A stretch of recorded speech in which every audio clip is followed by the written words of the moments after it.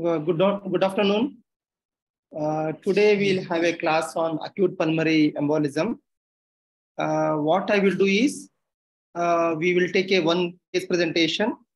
I think Dr. Rubin is going through that case.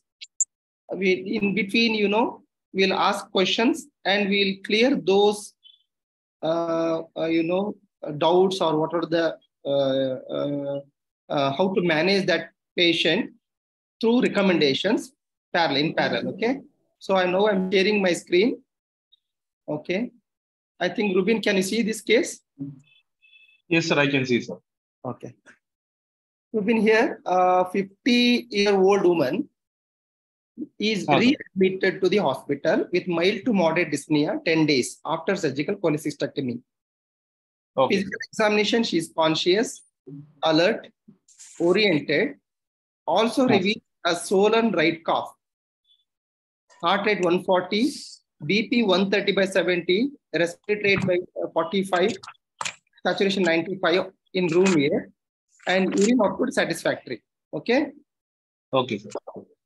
The usual, in examination, they will ask, put one case scenario like this.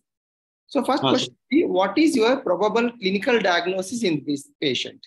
What do you think? Sir, since the patient is elderly female, sir, patient moderate dyspnea, even after surgery, surgery happened, plus her findings is heart rate is more with respiratory rate. So she is having respiratory involvement, sir. So right now, first we can consider because of increased heart rate, any possibility of lower respiratory infection we have to consider. But since she underwent a recent surgery, probability of pulmonary embolism to be considered. Other probability will be we can consider any other underlying condition like COPD, anything asthma is there. It can be an acute acceleration of that, or it can be even heart failure also possible. Okay. So because she got a right swollen cuff, so DVT following pulmonary embolism should be the first probable diagnosis we should consider in our minds in an acute setting. Okay, Rubin, you are absolutely right. So whenever the examiner give one case, what we usually, because we already told it is acute pulmonary embolism, we always try to put that as a first diagnosis. Okay, you always go through the case. Here, patient is readmitted after, surgical cholecystectomy 10 days back. He admitted with dyspnea. So it may be pneumonia, it may be hospital-acquired pneumonia. Correct? You are right. You told lower infection. Or it may be myocardial infarction. Okay. So on examination, there may be, because of revealing swollen right calf, we are thinking a possibility of pulmonary embolism, DVT, and that is causing pulmonary embolism. Okay. Is having tachycardia, tachypnea, BP is holding on. Saturation is borderline 95%. So straight away going for the diagnosis, we always think, what most probable diagnosis in this patient. Okay. So the next question will be, what the test you ask in this patient for quick diagnosis? What are the tests you want to do? Sir, first we can look for an ABG, sir, first immediately. Okay. Arterial blood gas analysis, look for any type 1 or any type 2 respiratory failure. Okay. In type 1, what is a POO2? And second thing is clinical findings as we examine the patient with circulation disability exposure. And is lung findings. What is the oscillatory findings? Next, we can assess the ECG. What is the ECG findings? In the circulation part, we can go through the ECG. What is the ECG findings? Okay. Next thing, adjoint to this, we can consider a bedside ultrasound to look for the cardiac status, even inferior vena cava status. And even we can look for the swollen right calf. We can look for any evidence of DVT. Can we see any superficial clot is there or not in the superficial veins, even including deep veins, we can assess with the bedside ultrasound. After that, still we can consider a bedside chest X-ray to look for any other infiltrates, anything is there. So this is how we will go with the patient, sir. Correct. So you want to rule out the other causes, because in your mind possibility of pulmonary embolism is there. So you are ruling out one by one. You are asking for chest X-ray, you are asking for ECG, you are asking for ultrasound, right? And to know the LV function. So you are ruling Yes, out sir. one by one. Okay. One by one, sir. Yes, that is most important when assessing these patients. Okay. Yes, sir. So as you asked, there is X-ray there. What do you think about this X-ray? Sir, X-ray, right lower zone has some patches, some infiltrates are there. Okay. Left lower zone, sir. Okay. It may With be maybe possibility of pneumonia patches also possibility, sir. still possibility pneumonia is there. Okay. ECG is Yes, like. sir. What do you think about ECG? Sir, ECG has left Rabbitier pattern with T inversions are there in V1 and V2. Possibility looks like a right bundle block strain pattern, sir. Plus T inversions are there in lead 3 and lead AVF. And this pattern looks like, sir, possibility of an S1Q3 T3 pattern also, sir. Okay. So ECG changes are there. S1Q3 T3 Yes, sir. RGB pattern is there. So Yes, what do you do for this? There is, some changes are there in ECG. What do you think? sir. Sir, first I will. Yeah, first, it can be even a right bundle branch long pattern. New ones it can also present as an MI. So Okay. first we have to consider bedside 2D echo plus cardiac enzyme evaluation. Very good. Cardiac enzymes and echocardiography to know the LV function. Now they have Yes, sir. done, this is a CT pulmonary angiogram. Okay, sir. There is a pulmonary artery has a. There is a. Yes, sir. That's not like abnormal. The one area this contrast is not taking, sir, in the pulmonary artery. Filling defect is there, right? Filling defect, sir. So there is a filling defect is there. So there is a clot. Yes, sir. Yes, sir. So now diagnosis, okay, confirmed that is possibility of pulmonary embolism. Pulmonary embolism. Okay, and this is yes, we'll see this. Okay, so what we should do, how to approach such patient, that is the most important here. So we'll discuss about how to diagnose pulmonary embolism as well as how to manage this pulmonary embolism. Okay, so okay, we will discuss both. Even though management we are giving a lot of importance, you should know how to diagnose these patients also. Same patient I put forward here. Okay, this is a patient. Okay, instead of that BP is normal there. If you see in this patient, BP is low here, 90/40. Okay, so BP has dropped. Okay, over a period of time while we are diagnosing, BP has dropped. That is the scenario. Now we know there is a CTP has done confirmed P. So yes, sir. What is this? If you see, look at the epidemiology. The most common now globally, the third most common frequent cause of acute cardiovascular syndrome behind myocardial infarction and stroke. So it is a quite common now. Okay. So if you see the studies, annual incidence for P range from 39 to 115 per 1 lakh population. And for DVT, it is 53 to 162 for 1 lakh population. So slowly the incidence has been increased. Maybe we are diagnosing these pulmonary embolism more frequently. Even distal PE we are detecting early.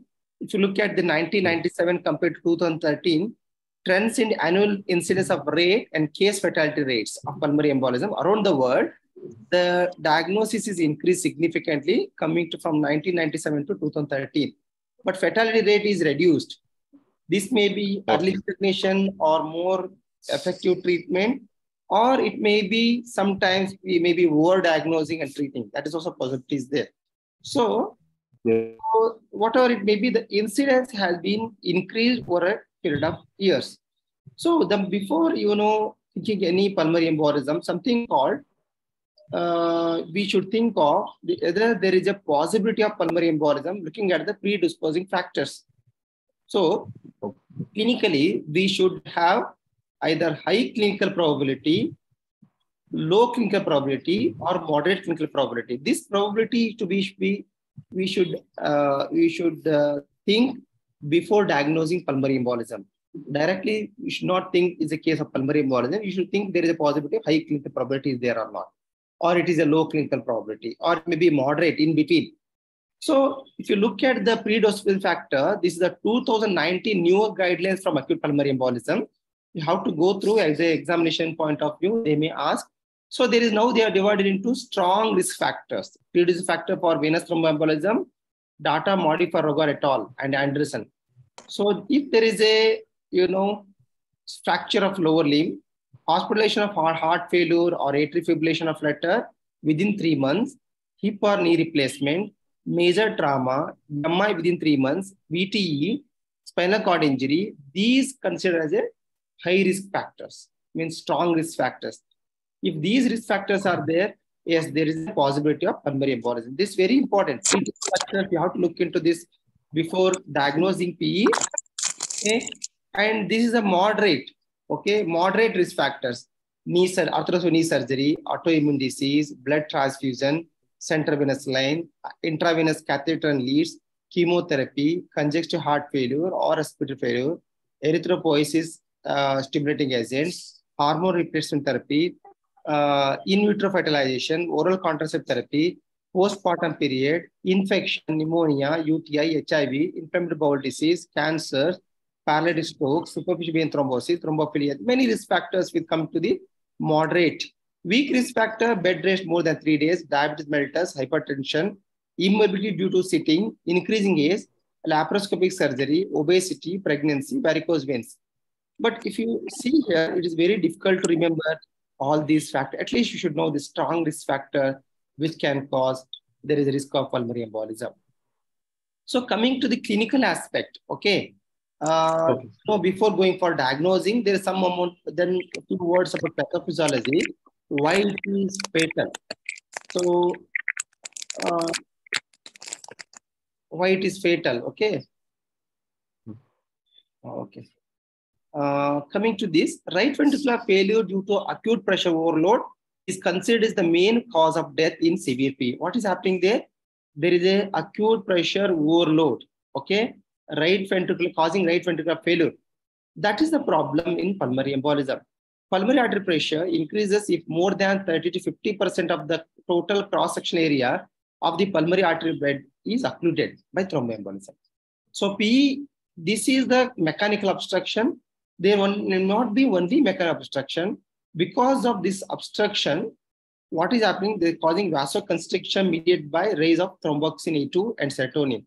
Because of there is some stress or inflammation releases is there.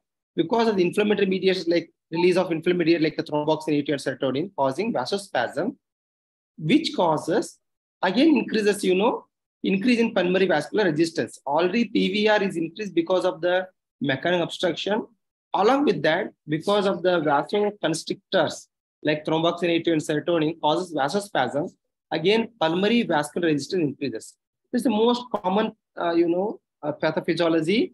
So this causes increase in RV afterload, causes RV dilatation, causes tricuspid, insufficiency, right ventricular wall tension, which causes neurohormonal activation, myocardial inflammation, increases the demand of right ventricle. There may be intrapulmonary AV shunting, RV ischemia, which causes because of increase in demand and increase the load also cause hypoxia of the right ventricle, causing ischemia, reducing RV contractility, reducing RV output. So once the RV output reduces, the blood flow to the left side of the heart will be reduced. So this also causes, LV preload and cardiac output reduces, BP reduces, which again causes reduced perfusion pressure and also reduces the, left ventricular dysfunction also. It causes left ventricular in two ways, because of the right ventricular dysfunction causing left ventricular dysfunction, and also there may be a possibility of left ventricular dysfunction because of this increase in oxygen demand. So why it is important? If there is a LV function is good, this is a factor is influencing survival. If LV function is good, thus even though PE size increases, some more mortality somewhat good. If the left ventricle is bad, not good actually, if the PE size is, even though small, there is causes increase in mortality. So left ventricular function is the most important key factor. So as we discussed, right ventricular function is also important, and left ventricular function also tells the possibility of mortality in these patients. So both RV and LV function predicts the mortality of these patients. Okay. So if you see overall in acute PE, we call it as acute PE syndrome, 90% of the patient will have a very classical symptoms like, dyspnea, pleuritic pain, hemoptysis, 90%. 10% there will be a BP drops, there is shock, or maybe acute syncope because of the shock, hemodynamic instability, arrest in 10%. So these are definitely, we call it as major pulmonary embolism or massive, early used the word massive pulmonary embolism. Now it is not a misnomer actually. So we can use as a major pulmonary embolism or hemodynamic unstable PE or high risk PE. That is the terminology used for these patients. In these 90% of the patient where, whether the RV dysfunction is there, that is important. If the RV dysfunction is not there, mortality is not so high. In these stable patients, if RV dysfunction is there, mortality comes around, increases. Okay, 2 times mortality in 15 days, 3 times the mortality in 1 year, almost 40% increase in mortality if there is RV dysfunction. If there is a hemodynamic instability, then definitely mortality increase by 7 times. So we have to know which are the groups, will give more problem when managing this patient. So with this, now in 2019, guidelines have come up actually. Now what they will tell, who are the, what are the people called hemodynamic unstable pulmonary embolism. Definition of hemodynamic instability, which delineates acute high-risk pulmonary embolism. One of the following critical manifestation at presentation, it may be a cardiac arrest requiring CPR, obstructive shock, BP less than 90, systolic BP less than 90, or vasopressor required to achieve BP more than 90, despite adequate filling status, and end organ hypoperfusion, maybe mental status or syncopal attack, periphery is cold, clammy skin, oliguria, anuria, increased serum lactate. With this, okay, there may be a possibility of, obstructive shock. That again indicates hemodynamic instability. Persistent hypotension, BP is less than 90 or systolic BP drop more than 40, okay, lasting more than 15 minutes and not caused by new onset arrhythmias, hypovolemia or sepsis. We have to note arrhythmias, hypovolemia, and, systolic BP more than 15 minutes. Then also we can, or BP drop more than 40, then we can call it as hemodynamic unstable PE. Why it is important? These are the group where there is increase in mortality. These are the group you have to be very, you have to manage this patient very early with primary perfusion. So with this understanding, there is a possibility of acute PE and, which are the factors influence mortality with RV dysfunction, LV dysfunction.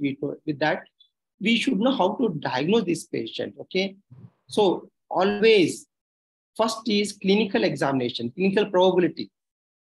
You have to rule out, take X-ray, ECG, ABG.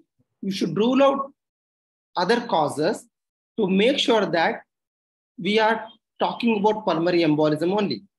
Okay, on that, these group of the patient, once you rule out other causes, and you have to do some test. It may be a D-dimer test in low risk factors, low clinical probability, or Doppler veins, ventricular perfusion scan, pulmonary angiography, helical CT, or MRI. These are the investigation can be done in case where you think possibility of clinical probability is high or moderate. MRI should not be done to rule out PE. Okay, only now even though a lot of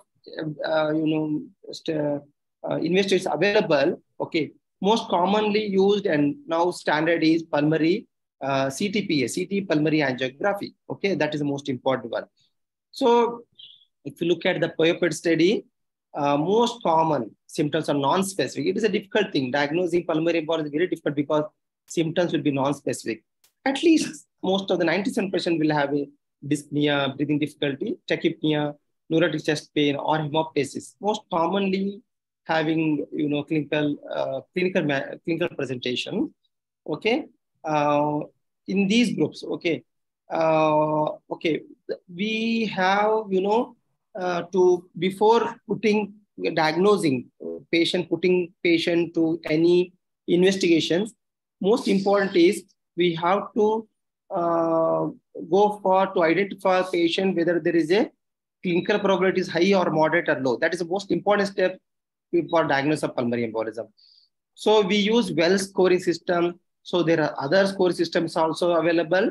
So okay, we have Wells criteria, Charlotte and Wiki criteria. Okay, we commonly use Wells criteria. This is the most commonly used. You have to know this. In examination also, we should be able to tell clinical signs and symptoms of DVT is there. They are giving points of 3. Wells score is 3. If there is a DVT is already there, patient is present with DVT, 3 score. If P is more and more and more likely diagnosis than any other diagnosis, again score comes 3. So in this case, we have to load pneumonia, we have to load MI, okay, causes of pneumothorax, causes for pulmonary, dyspnea, chest pain, those aspects. If you rule out, still you don't know the diagnosis, thinking of pulmonary embolism more likely, then the score comes 3. If heart rate is more than 100, scores comes 1.5.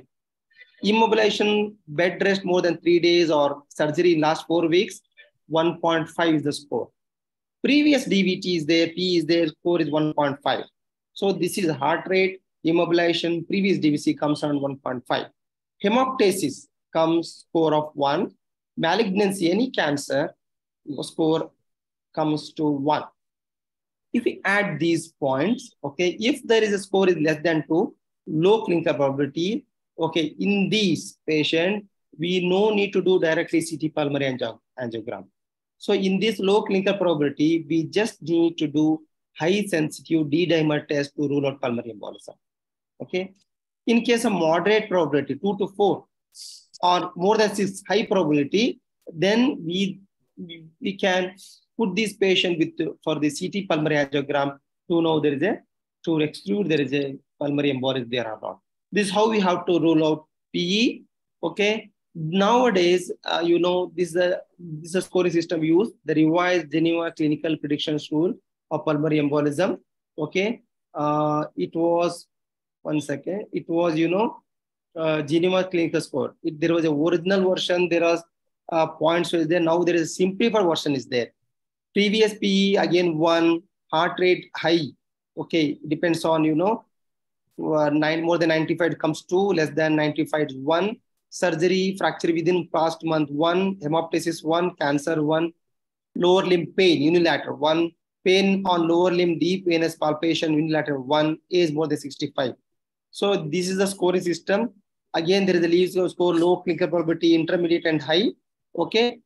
Or 2-level score is also there. 2-level score is there both in that is called dichotomous scoring system. Even in Wells criteria is there.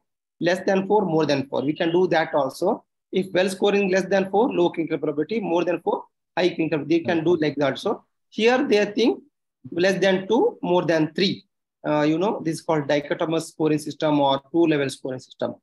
Some scoring system should be used in this patient to know, to rule out P is there or not.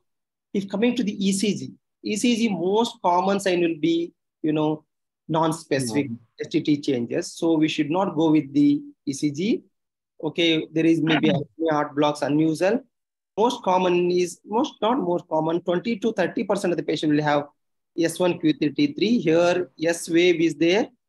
S1, here S wave, Q3, Q is there, T3 is there. This is because of the acute cort pulmonale, because the right ventricular strain. So there may be P pulmonale, there may be P pulmonale will be there. RBB will be there. In this patient, there was RBB, right axis deviation. This may be seen because of the right, because of the right heart strain. Okay, this is the ECG. ECG, we have to do ECG to rule out other causes, but ECG will show right heart strain. Okay. Coming to the ECG prognosis, there was a scoring system developed earlier, like a T inversion is there or not, T inversion V2, V3 and all. Now it is not used. No need to worry. It is a very, very poor in discriminating high severity in the pulmonary embolism. Should not do this. X-ray, again, 85% are abnormal, very atelectasis, effusion more common. There may be sometimes, pleural-based infarct like the Hampton sum or peripheral oligemia because that is called Westmark sign. This common. This is unusual. Sometimes in your patient, in this patient, there was a Hampton sum was there, which may possibility of your pneumonia also, but you have to rule out pneumonia in this patient also. Say what I'm telling is these are non-specific, so we should not go through this. Yeah, but to rule out any other problem, you have to do this investigation. Hypoxia, it is not very common. We think hypoxia is very common in PE, may not be very common in PE in case of 40% young patient may not be hypoxic. Okay. In why hypoxia will be there? Not only mechanical obstruction because of the, as I told, inflammatory mediators will be released, and those released inflammatory mediators cause vasospasm, increase PVR, and there is a ventilation mismatch will be there. This is the cause for hypoxia. Okay. So again and again, I'm stressing this. In 2019, new guidelines have come up. So in that guidelines also, the most important is if the going for clinical evaluation. As I told, clinical evaluation is it is recommended that diagnostic strategy is based on clinical probability. First, you should know the clinical probability, then put the patient which you want that, which investigation you want to know. So if there is an instability patient is there, then if you're not able to do CTPA, then bedside echocardiography is sufficient to diagnose PE, okay, with the specific features of PE, or you can go for emergency CTPA with all your, team assessment, resuscitation team. So we have to start anticoagulation with unfractionated heparin, including weight-adjusted bolus injection, be initiated without delay in suspected high-risk PE. Okay, if the patient is not if the patient is stable, the use of validation criteria can be used. As I mentioned, initial anticoagulation is recommended. Whenever you suspect, start anticoagulation without delay in high and intermediate clinical probability. In low clinical probability, you can get the diagnosis done, then we can start. This is the D-dimer, most commonly used, misused, or, because factor 13 causes, thrombi cause factor 13 to factor 13A. This 13A causes fibrinogen to fibrin clot. This will be degraded fibrin clots to D monomer causes D-dimer. Okay. So why we are using D-dimer is, if D-dimer is there, means there should be a clot. That is the evidence. This clot may happen because you were just putting line also, peripheral line also. So this, it may be common because of trauma, there will be clot will be there, surgery clot will be there. So this D-dimer is not applicable most of the patient in ICUs. It is only applicable patient coming to the emergency ward or in the before admission, not putting line, those patients. Okay. If there is a fibrin clot is there, then D-dimer is there, then possibility of PE will be there. Sometimes fibrination is also degraded by plasmin, causes a fibrin degraded products, but that will be a monomer. The monomer will be there. Okay. So how to do testing for D-dimer? We use D-dimer. Many D-dimer testings are there, which are non-specific, not very sensitive. Even though D-dimer used for negative predictive value, there is something called ELISA. ELISA is the best, expensive, but accurate. But what we use, a latest agglutination test, we should not be used. It's not a sensitive one. So some people use whole blood agglutination. It is a moderately sensitive. So these are all never confirmatory. It will rule out PE. Just they rule out PE. So how to select which test is required? Latest agglutination, if your lab is doing, tell them not to do it. Very less sensitive, not to be used for ruling out PE. Red cell agglutination can be used in case of low clinical probability, but better not to use. We suggest ELISA. Okay, ELISA, even though costly, we can use in this patient, or MDA immunoassay. MDA immunoassay can be used for D-dimer test. Which D-dimer test means ELISA, at least ELISA or MDA immunoassay is the best to be sensitive to root PE. So what is the newer recommendation? Newer studies, according to the 2019 new guidelines, plasma D-dimer measurement, preferably using high sensitivity, is recommended in outpatient or emergency department with low and intermediate clinical probability.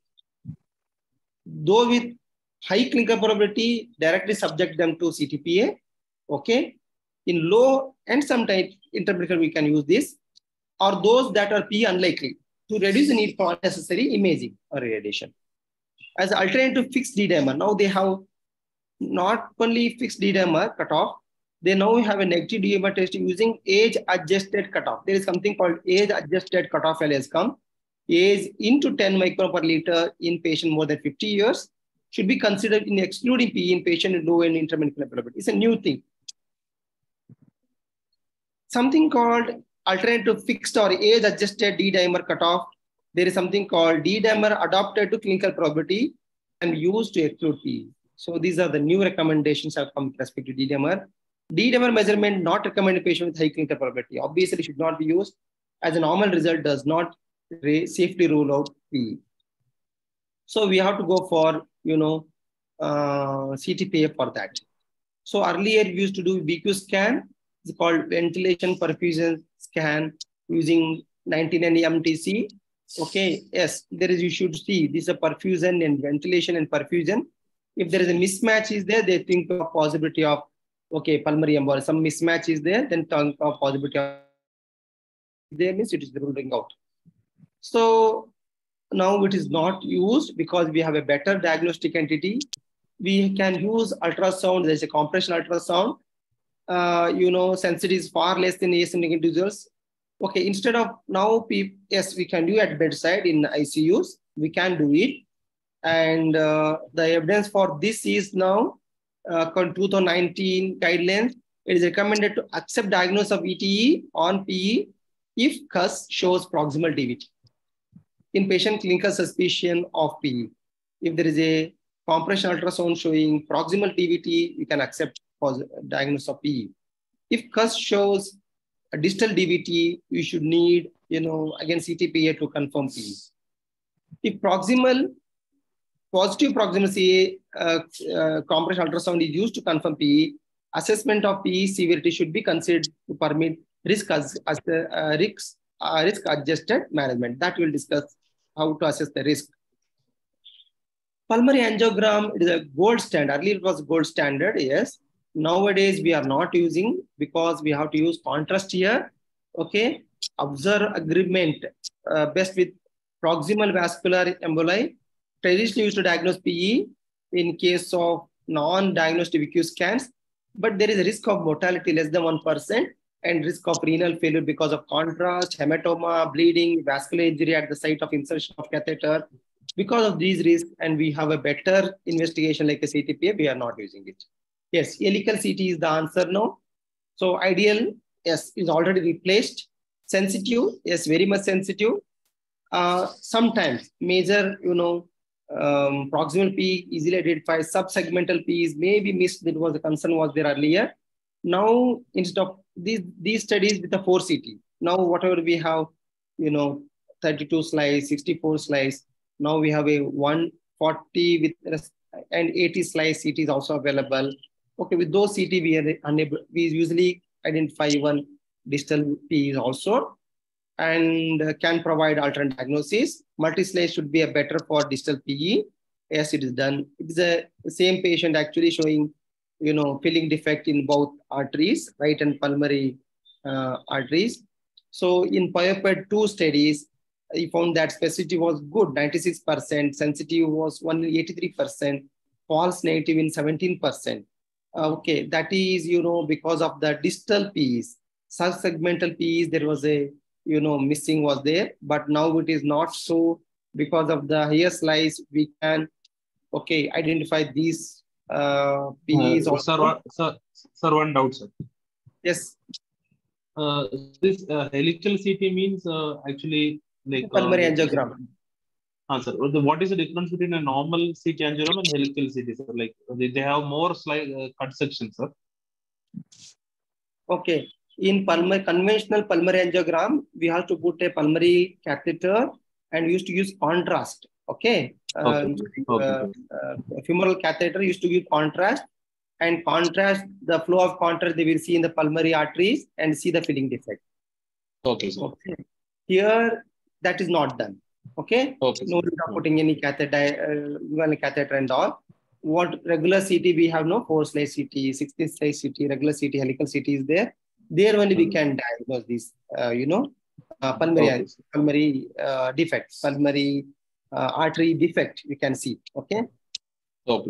So CT angiogram, pulmonary angiogram, in case of low clinical probability, if it's negative, means we are very sure that there is a possibility of ruling out PE. If there is an intermediate, yes, there is a confusion will be there. But high clinical probability is there and CTA is positive, you have to treat for PE. Okay. Intermediate, there was confusion between inconclusive.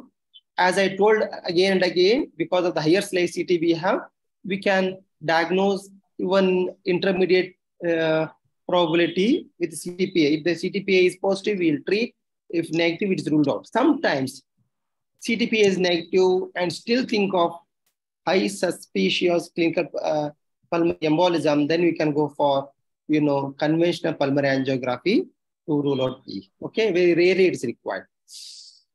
So as I told, dichotomous Wells criteria, Wells score is less than 4. Okay, P is unlikely. Just do D-dimer. If it is negative, D-dimer should be high sensitive. If it is negative, then you are ruling at P. So VT issue, very, very, very low percent is a 0.5% VT venous thromboembolism will be there. That will not causing mortality. So we can rule out here. If its Wells criteria is more than 4, P is likely. No need to do D-dimer. Go directly multi-slice CTPA. Positive means treat this patient because the death rate is high, 1.3%. If it is negative, okay, if you're not treating these patients with the anticoagulants, there is a chance, very, very little chance of death or venous thromboembolism. So safely, we can just follow up these patients. So what I want to say is, if there's a low clinical probability, we are ruling out with a D-dimer, with dichotomous score, Wells score more than 4, we just do CTPA. If it is positive, treat it. Negative, just observe, no need to treat. So this is what the criteria. Now 2019 guidelines, what they say is, it is recommended to reject the diagnosis of PE without further testing if CTPA is normal in patient with low and intermediate clinical probability. Very clear message has been given now. Where is P is unlikely, just in low and intermediate clinical probability, it rules out.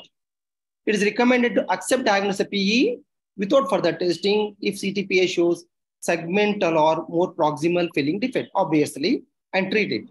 It should be considered to reject the diagnosis of PE if CTPA is normal in patient with high clinical probability.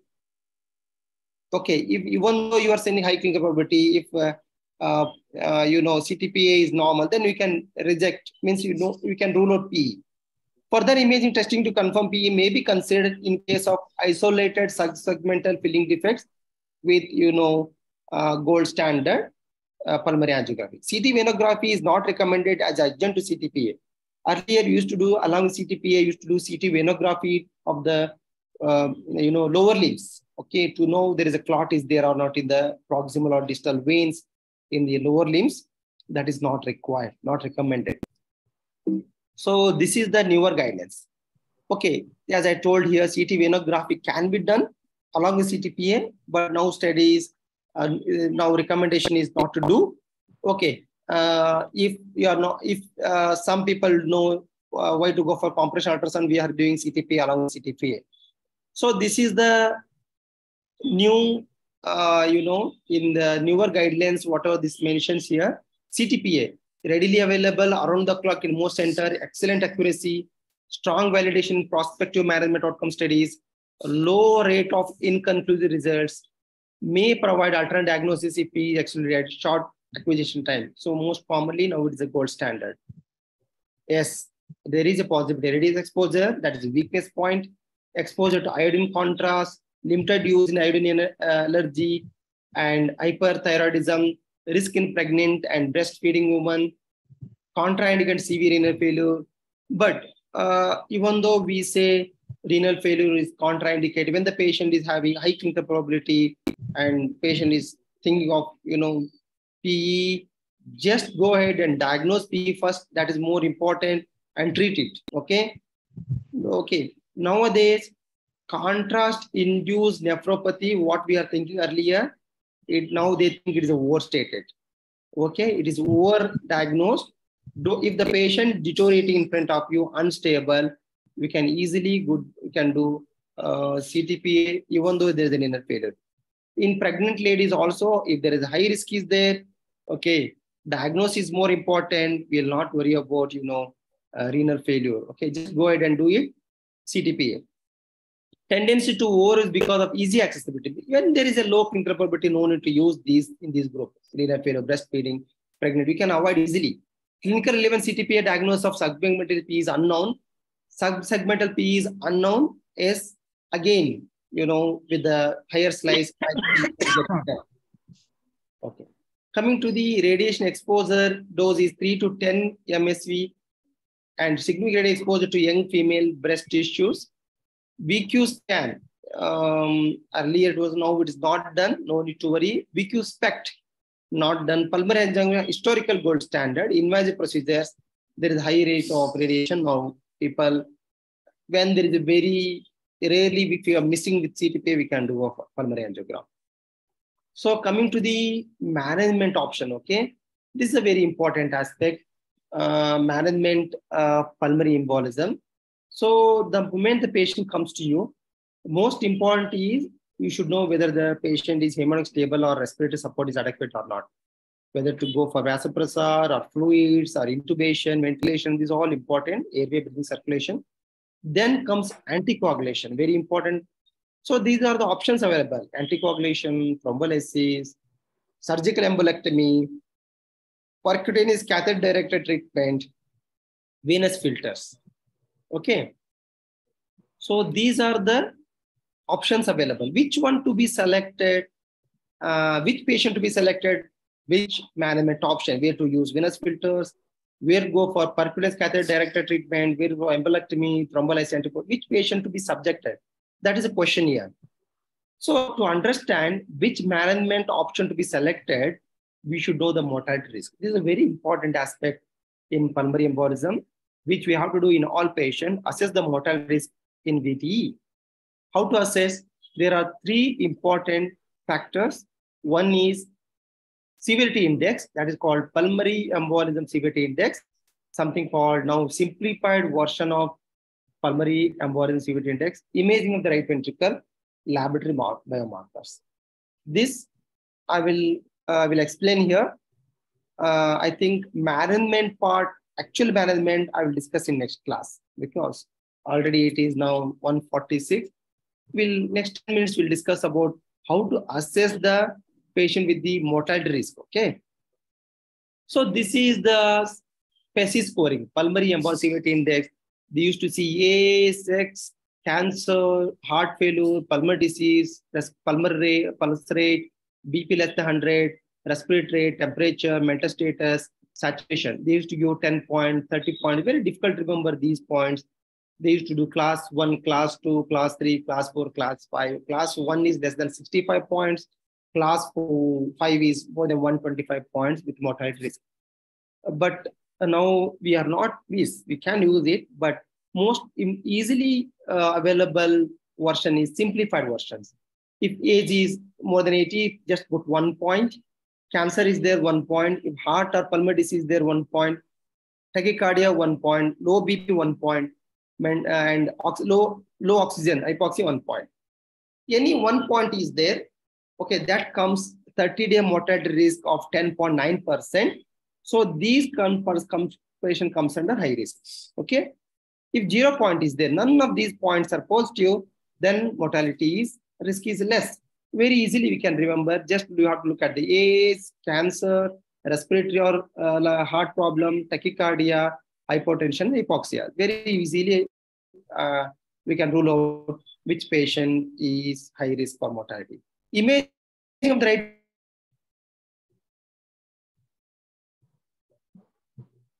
This right ventricle diameter is lesser than left ventricle diameter. In case of pulmonary embolism, RV diameter increases, it becomes more than LV diameter. RV is more than LV, that is a cause RV failure.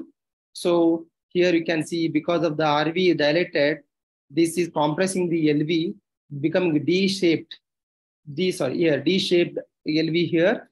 So this is called RV failure, right ventricular failure, because then it is how to identify if there is RV dilatation is there. RV diameter is more than LV diameter, more than 1. Hypokinesia of the right ventricle, increased velocity of the tricuspid, jet of tricuspid regurgitation. Combination of these considered as a right ventricle failure. If that is there, okay, again increase the mortality risk. Okay, you can even do with the CTPA. While asking for CTPA, ask radiologist what is the RV and LV diameter. We can get it that. If more than 1 RV and LV more than 1 means that again indicates high risk mortality. Markers for right ventricular dysfunction, like you can do NT-proBNP or BNP. NT-proBNP is more than 600, indicates elevated risk. It is not the high elevated NT-proBNP is important. It is a low level is important, because low level PNP or NT-proBNP identify favorable clinical outcome. It is very high negative predictive value to identify outcome. Okay, if it is negative, straight away we can say this patient will do well. If it is high, there is a possibility of high risk of mortality. So it's a very good predictor for mortality in bedside. We can do troponin T. Again, I'm telling it is not the high value, it is a low level. Low level value less than 14 picogram per ml means negative predictive value 98% regard to the complicated clinical course. We can say that this patient will not do bad, he should not die, he may do well, favorable clinical outcome. Now we have a heart type fatty acid binding protein. If it is more than 6, positive predictive value, but again, I'm telling negative predictive value is more important. If it is negative, 99%, we can say that patient may not have, negative, prediction, or you'll have a favorable outcome if it is negative. So with this, we have a high risk group or low risk group or intermediate group. Early mortality risk, high mortality risk is there if the patient is having shock. This patient, high mortality risk. So this patient should be treated early with primary reperfusion. This tells what modality of treatment to be considered. If the patient is shock and hypotension, this patient will straight away go for primary perfusion. If the patient is having, in this patient, high risk, obviously there will be PESIC, simplified PESIC will be more than 1 will be there. Obviously there will be RV dysfunction will be there, and biomarkers will be positive. Okay, both will be positive. If it is intermediate, we divide intermediate into intermediate high group, intermediate low group. Intermediate high group means there is no shock, but PESIC scoring system will be more than 1, simplified PESIC scoring system. Both RV dysfunction as well biomarkers will be positive, both will be positive. In case of intermediate low clinical probability, simplified PESIC scoring system will be more than 1. Here, either this RV dysfunction or biomarkers, either one is positive. If both are positive, it is a high risk, intermediate high risk. If only one is positive, the low risk. Another risk is there, low mortality risk is there is no shock, no PESI, scoring is not more than 1, and none of these positive or are negative. So how to treat this patient? Okay, we have to initial risk stratification to be done. It is again, 2014, now 2019 guidelines have come with the European Society of Cardiology on the diagnosis of pulmonary embolism. The task force for the diagnosis of management of acute pulmonary embolism of European Society of Cardiology, endorsed by European Respiratory Society, ERS. High risk if the low BP, low risk if none of them is positive. Intermediate risk will be divided into intermediate high risk and low risk. Why it is important? Because management goes with that actually. As I mentioned here, if the patient is shock is there, you are treating, it is a diagnosis of PE, you have to go for primary reperfusion. There is no other option. If there is no shock and PESI scoring system is positive, PESI is 1, more than 1, comes to intermediate risk. Okay, in intermediate risk, both RV function and laboratory testing, both are positive, comes in intermediate high risk. These patients should be kept in the high dependency unit and you have to monitor them aggressively. If there is a deterioration, immediately you have to go for rescue reperfusion. So start anticoagulation, monitor these patients into step-down ICU, and if the patient drops his BP, altered status, any deterioration, go for rescue reperfusion.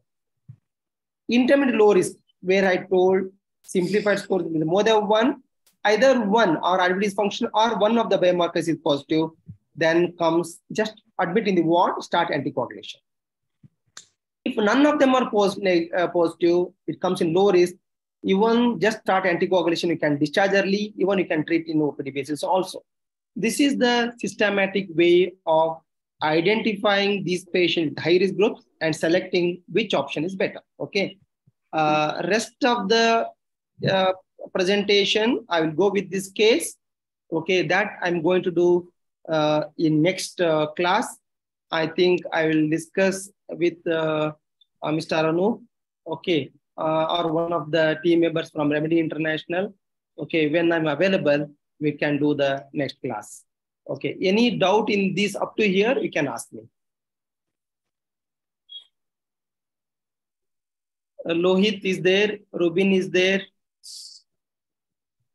Any doubt?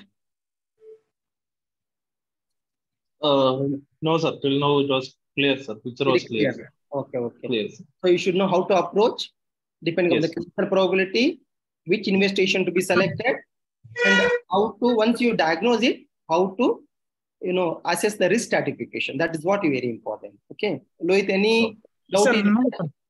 Till now clear, sir. Very good, very good. Yes. Okay. I don't know other people actually. Okay. Okay. Somebody chatting. Okay. Thank you, sir. And now, okay. Remedy International is requesting me to do, take classes. Okay. Okay. Contact classes. I'm very happy to do contact classes. If you all come together in a bigger number, it will be good. Only thing, make your mic, unmute yourself while presentation. While you want to ask, anytime you can interrupt me and ask questions. Okay. Thank you, one and all. Thank you, Remedy International, for giving this opportunity. Thank you. Thank you, sir. Thank you, sir.